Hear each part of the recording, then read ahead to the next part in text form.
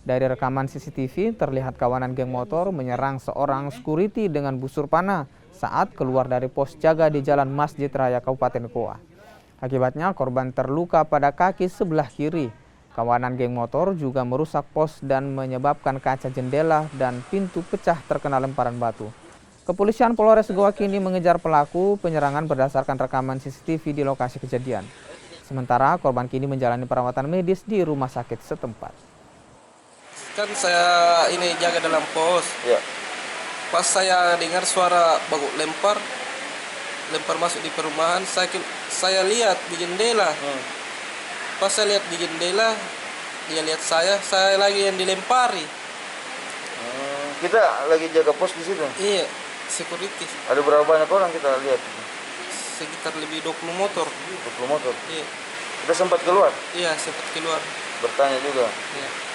Itu sudah lama? Dia langsung berhenti. Masuk semua di pos.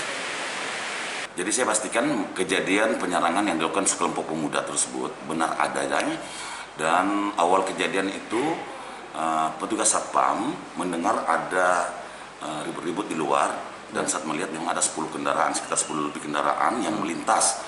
Pada saat sudah masuk, para pelaku melakukan penyerangan, baik melakukan pelemparan dan membusur korban. Diduga ini ada lebih dari satu korbannya, dan ini cukup meresahkan bagi warga adanya penyerangan ini beberapa hari. Yang kami terima laporan memang ada satu korban yang melaporkan secara resmi ke Polres Goa. Jadi kita sudah tidak lanjuti. Kita berharap para pelaku kita akan segera kita ringkus.